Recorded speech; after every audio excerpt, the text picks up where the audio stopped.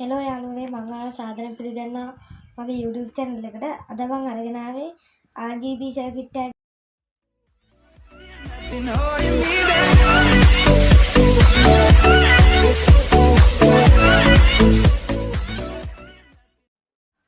අපි එහෙනම් යමු වැඩේට.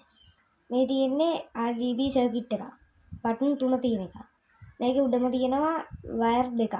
ඒක LED කියලා ගහලා තියෙනවා. LED කියලා ගහලා තියෙන එක ලයිට් එකකට සම්බන්ධ කරන්න ඕන.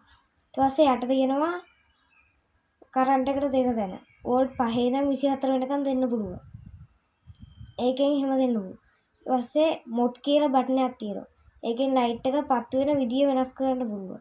ඊට ස්පීඩ් කියලා බටන් එකක් තියෙනවා. ඒකෙන් ලයිට් එකේ ස්පීඩ් එක වෙනස් කරන්න පුළුවන්. ඊට පස්සේ ලයිට් කියලා බටන් එකක් තියෙනවා. ඒක ලයිට් එක නෝමල් විදියට පත්තු වෙනවා එතකොට.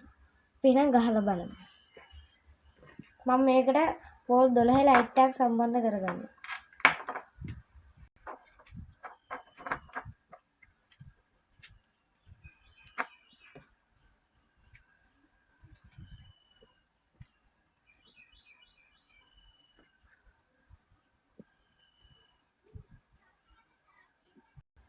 ඊපස්සේ අපි කරන්ට් එක දෙන තැනට මම වෝල්ට් 12 පවර් පැක් එකකින් කරන්ට් එක දෙනවා.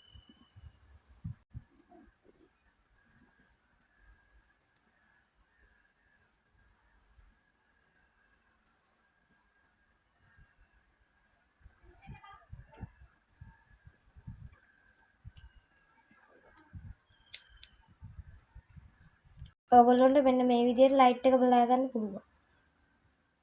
ඊට පස්සේ අපි මොඩ් කියන එක දාලා බලනවා.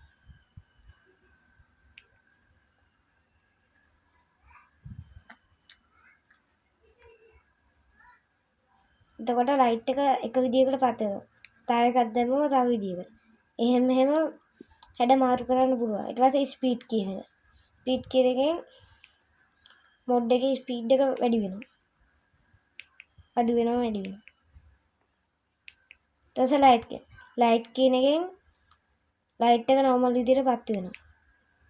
ඊට පස්සේ ලයිට් කියන එක ඔබලා ස්පීඩ් කියන එක ගිහුවම බල්බ් එකේ බ්‍රයිට්නස් එක අඩු වැඩි කරගන්න පුළුවන්.